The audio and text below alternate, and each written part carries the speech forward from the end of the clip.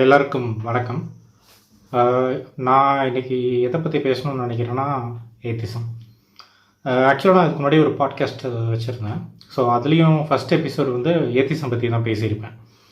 So இதுலேயும் ஏன் நான் ஏத்திசம் பற்றி பேசணும்னு நினைக்கிறேன்னா, ஏத்திசம் வந்து ஒரு ரொம்ப பெரிய ஒரு வாஸ்டான ஒரு டாபிக். அதில் வந்து நிறைய விஷயங்கள் பேசுகிறதுக்கு இருக்குது, நிறைய பெர்ஸ்பெக்டிவ்ஸ் அதுக்கு தேவைப்படுது. ஸோ அதனால தான் அதை பற்றி இன்னும் நிறையா பேசணும்னு நான் நினைக்கிறேன். மெயினாக என்னோடய ஒப்பீனியனில் வந்து ஏத்திஸ்ட் வந்து எப்படின்னா ஒரு ஜடை மாதிரி. நீங்கள் ஸ்டார் வார்ஸ் பார்த்துருந்தீங்கன்னா உங்களுக்கு தெரிஞ்சிருக்கும். ஜடைன்னு ஒரு அமைப்பு இருக்கும். அவங்க வந்து ஒரு முக்கியமான ரோல் அதில் ப்ளே பண்ணுவாங்க. ஸோ அது மாதிரி தான் இந்த உலகத்தில் ஏத்திஸ்ட் அப்படின்றது என்னுடைய கருத்து. ஏன் அப்படின்னா, இப்போது நம்ம நாட்டில் எடுத்துக்கிட்டிங்கன்னா பல மதங்கள் இருக்குது. அஃபன் அந்த மதங்கள் எல்லாமே ஒன்றுத்து ஒன்று அடிச்சுக்குது. பட் இந்த மதங்கள் வந்து சில டைம் வந்து ரொம்ப டிஃப்ரெண்ட்டாக பிஹேவ் பண்ணுது. எப்படின்னா, ஒரு டைமில் 2 பேர் அடிச்சுக்கிறாங்க, பட் இன்னொரு டைமில் அவங்க 2 பேரும் ஒன்றா சேர்ந்துக்கிறாங்க. உதாரணத்துக்கு சொல்லணுன்னா, இப்போ நான் ரீசெண்டாக கூட ஒரு வீடியோ பார்த்தேன். ஸோ அந்த வீடியோ அங்கே அட்டாச் பண்ணுறேன். ये मॉडर्नाइज जमाना है, तो इसका मतलब ये नहीं कि हम लोग इस्लाम को भी मॉडर्नाइज कर दें। ऐसा नहीं होता। जो हमारे नबी ने, हमारे साहबा ने करके गए, वो एकदम आखिरी और मुकम्मल है। मैं खुद हिंदू है क्या, मैंने खुद एक मस्जिद बनाई है चेंबूर गोंडी के अंदर में। मैं हिंदू गुजराती हूँ, राजेश शाह मेरा नाम है। अच्छा। महाराष्ट्र शिव वाहतुक सेना का मैं वाइस प्रेसिडेंट और हमारे अध्यक्ष है हाजी अरफात शेख। यहाँ पे हिंदू मुस्लिम एकता हो गई है जी औरतों के खिलाफ। जी जी। ஸோ இந்த மாதிரி பல விஷயங்களில் பல நேரங்களில் இந்த 2 மதங்கள் சேர்ந்து ஆக்ட் ஆகிறது நமக்கு ரொம்ப ஆச்சரியமாக இருக்கும்.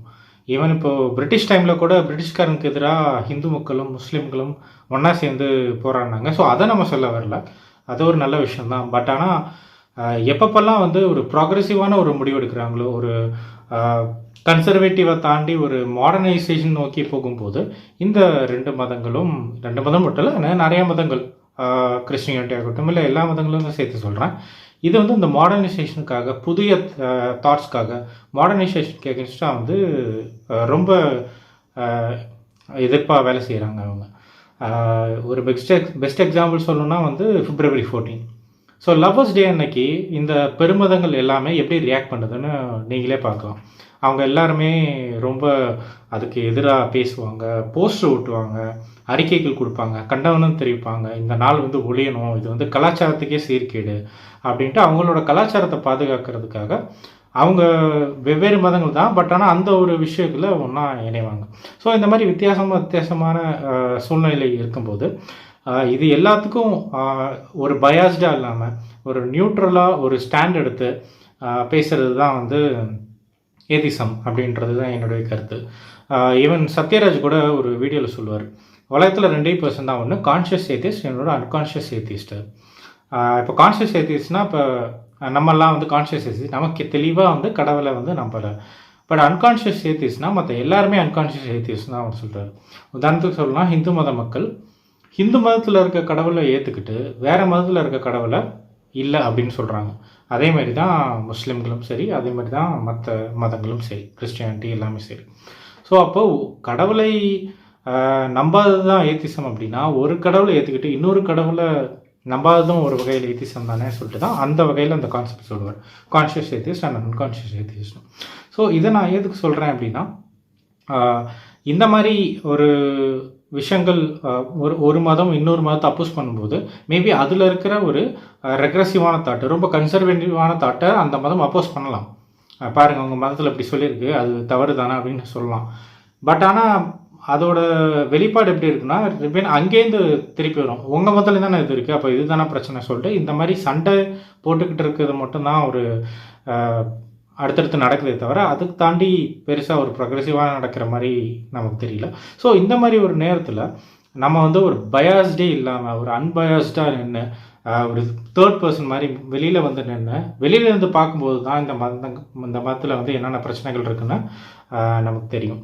ஸோ இதுதான் வந்து ஒரு ஏத்திசத்தோட இம்பார்ட்டன்ஸ் நினைக்கிறேன். அண்ட் இன்னொன்று ரொம்ப முக்கியமாக ஒரு விஷயம் நான் பேசணும்னு நினைக்கிறேன். ஏத்திசம் உலகம் முழுக்க இருக்குது. அமெரிக்காவில் இருக்குது, யூரோப்பில் இருக்குது, ஆஸ்திரேலியா, உலகத்தில் எல்லா இடத்துலையும் இருக்குது, சைனா, ரஷ்யா எல்லாமே இருக்குது. பட் ஆனால் இங்கே இருக்கிற ஏத்திசம் வந்து ரொம்ப ரொம்ப ஒரு முக்கியமான ஒரு ஏத்திசம் அப்படின்னு நான் நினைக்கிறேன். இங்கன்னா ஐ மீன் இந்தியாவில் கிடையாது, பர்டிகுலராக தமிழ்நாட்டில். பிகாஸ் ஏன்னா அமெரிக்காவில், யூரோப்பில் இருக்கிற ஒரு ஏத்திசம்லாம் வந்து கடவுளையும் கடவுள் நம்பிக்கையும் மதத்தையும் எதிர்க்கிற ஒரு கருவியாக தான் இருக்கே தவிர, அதை தாண்டி அதோட யூசஸ் இருக்கா அப்படின்னா எனக்கு தெரிஞ்சிடல. பட் ஆனால் இங்கே அப்படி கிடையாது. ஒரு ஏத்திஸ்ட் அப்படின்றவன் வெறும் ஏத்திஸ்டாக மட்டும் இருக்கிறது கிடையாது. அதை தாண்டி அவன் ஒரு ஃபெமினிஸ்டாக இருக்கான், அதை தாண்டி ஒரு அம்பேத்கரிஸ்டாக, ஒரு மார்க்சிஸ்டாக, முக்கியம் ஒரு ஹோலாக சொல்லணும்னா ஒரு லெஃப்ட் ஸ்டாண்ட் எடுக்கிற ஆளுக்கு தான் இங்கே ஏத்திஸ்டாக இருக்காங்க. இப்போ அமெரிக்காவிலையோ யூரோப்லேயோ எடுத்துக்கிட்டிங்கன்னா அவன் ஒரு ஏத்திஸ்டாக இருக்கலாம், ஆனால் ஒரு இன்டர்நேஷ்னலாக ஒரு ஸ்டாண்ட் வரும்போது, நேஷ்னலாக ஒரு ஸ்டாண்ட் வரும்போது அவங்களோட ஸ்டாண்ட் வந்து வேறு மாதிரியாக இருக்கும். உதாரணத்துக்கு சொல்லணுன்னா, இப்போது அமெரிக்காவில் 2 கட்சிகள் இருக்குது, டெமோக்ராட் அண்ட் ரிப்பப்ளிக். ரெண்டுத்துலேயுமே இருக்கிறவங்க லெஃப்ட் ஏத்திஸ்டாக இருக்கலாம். ஆனால் பட் உலக நாடுகளில் பல பிரச்சனைகள் வரும்போது, உதாரணத்துக்கு சொல்லணும்னா இஸ்ரேல் பிரச்சனை வரும்போது அவங்க எடுக்கிற ஸ்டாண்டு வேறு ஒரே மாதிரி தான் இருக்கும். அவங்களுக்கு பெரிய டிஃப்ரென்ஸ் இருக்காது. ஏத்திஸ்ட்னு சொல்லிப்பாங்க, ஆனால் அவங்க எடுக்கிற முடிவுகளும் ரொம்ப ரைட்டாக தான் இருக்கும். ரைட்டாக இருக்கலாம், லெஃப்டாக இருக்கலாம், பட் டிபெண்ட்ஸ், நம்ம சொல்ல முடியாது. பட் ஆனால் இங்கே வந்து ஒரு ஏத்திஸ்டாக இருக்கிறவன், நம்ம ஊரில் ஒரு ஏத்திஸ்டாக இருக்கேன், அவன் ரைட் விங்காக இருக்க மாட்டான், அவன் வந்து ஒரு லெஃப்ட் விங்காக தான் இருப்பான். அவனுக்கு ஒரு அறம் இருக்கும், அவனுக்கு ஒரு மொரால் இருக்கும். ஸோ அதனால தான் இங்கே இருக்கிற ஏத்திசம் வந்து ரொம்ப ரொம்ப ரொம்ப முக்கியமான ஒரு ஏத்திசம். நம்ம வந்து அங்கே இருக்கிற வெறும் சார்லஸ் டார்வின் பற்றியோ அதில் கார்ல் சாகன் பற்றியோ அவங்கள பற்றி மட்டும் தான் பேசுவாங்க. பட் இங்கே நம்ம ஊரில் இருக்கிறவங்க அதை தாண்டி மார்க்ஸ், பெரியார், அம்பேத்கர் அப்படின்னு சொல்லிட்டு இங்கே இருக்க ஒரு லெஃப்ட்டுக்காக பாடுபட்ட நிறைய பேரை பற்றியும் அதை பற்றி பேசுகிறாங்க, அண்ட் அதோடு சேர்ந்து பயணிக்கிறாங்க. ஸோ அதுதான் வந்து உலகத்தில் இருக்கிற ஏதிசத்துக்கும் நம்ம ஊரில் இருக்க ஏதிசத்துக்கும் ரொம்ப ரொம்ப முக்கியமான ஒரு வேற்றுமையாக நான் பார்க்குறேன். அண்ட் இன்னொன்று, நிறைய பேர் சொல்லுவாங்க ஹிந்து மதத்தில் ஏதிசத்துக்கு அனுமதி இருக்குது, அதனால தான் நீங்களாம் இவ்வளோ வாய்க்கிலேயே பேசுகிறீங்க, இதே வேறு நாட்டில் இருந்தால் அவங்களெலாம் கொண்டுருவாங்க அப்படின்னு சொல்கிறாங்க. ஸோ இது உண்மையான்னு பார்த்தீங்கன்னா பார்ப்போம். இப்போது மற்ற நாடுகளில் ஏத்திசம் வந்து வரவேற்கப்படுறதில்ல. நிறைய நாடுகளில் மரண தண்டனைகள் இருக்குது கடவுளை மறுத்து பேசினா.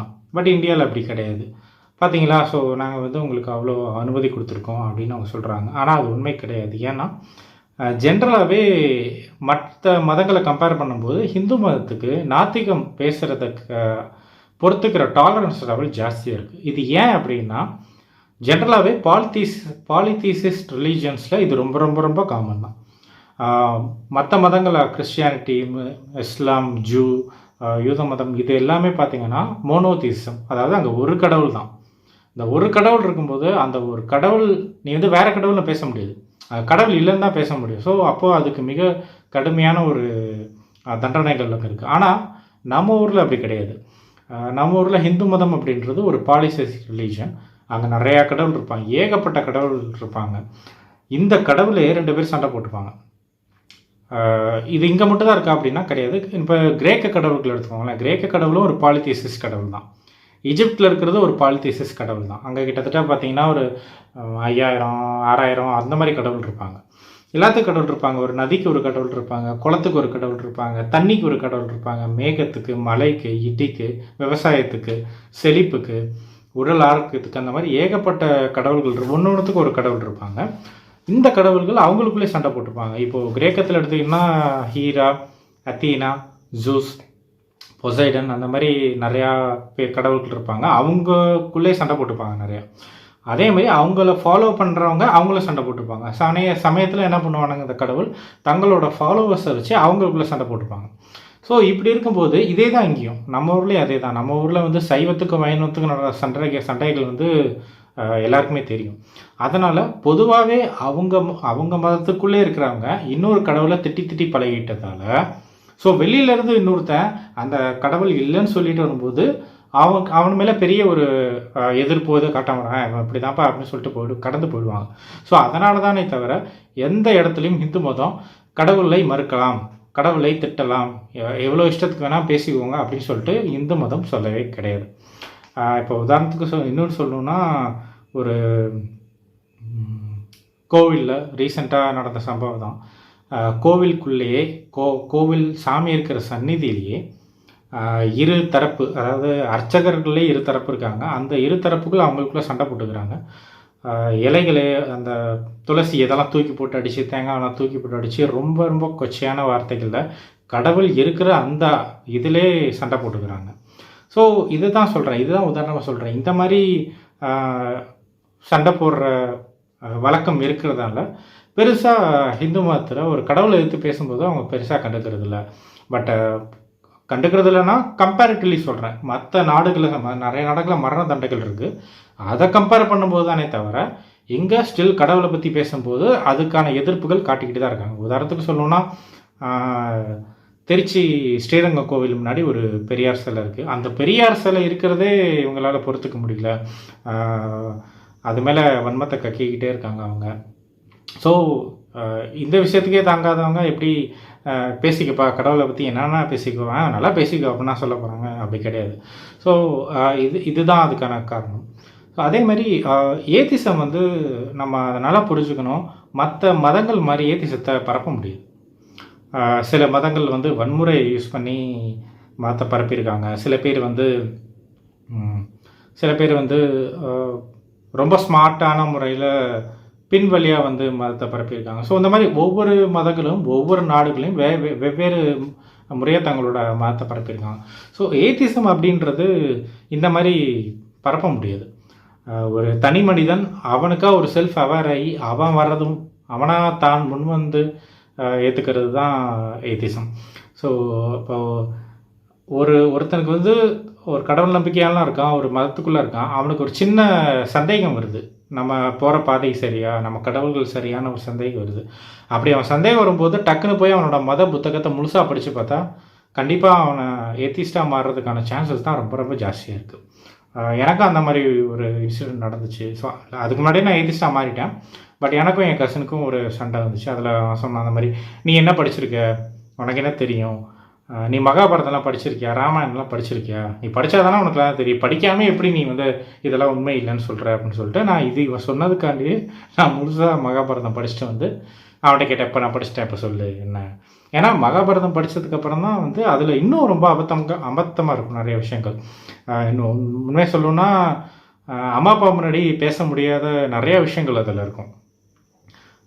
வந்து கேட்கும்போது இதெல்லாம் அப்படி இருக்கடா அப்படின்னு கேட்கும்போது அவன் என்ன சொன்னால், நீ படிச்சிருக்கலாம் ஆனால் பக்தியோடு படித்தாதான் அவனுக்கு புரியும் அப்படிம்பாங்க. ஸோ இந்த மாதிரி தான் நம்ம என்னென்ன கேள்வி கேட்டாலும் வந்து அதுலேருந்து ஸ்கிப் பண்ணிக்கிட்டே போவாங்களே தவிர அதில் நமக்கு ப்ராப்பரான ஆன்சர்ஸ் அது கிடைக்காது. ப்ராப்பரான ஆன்சர்ஸ் நம்ம தேடி போனால் இப்போ இருக்கிறத விட ஏத்திஸ்ட்டு நிறைய பேர் ஜாஸ்தி ஆகிடுவாங்க. ஸோ இதுதான் நான் ஷேர் பண்ணணுன்னு நினச்சேன். ஸோ இது மாதிரி ஃப்யூச்சரில் நான் எனக்கு என்னென்ன தோணுதோ, என்னோடய தாட்ஸ் என்னென்னு நான் உங்கள்கிட்ட ஷேர் பண்ணுறேன். அதே மாதிரி நீங்கள் என்ன நினைக்கிறீங்கன்னு சொல்லுங்கள். ஸோ நம்ம டிஸ்கஸ் பண்ண தான் நிறைய விஷயங்கள் தெரியும். நானும் அப்படி தான் தெரிஞ்சுக்கிட்டேன்.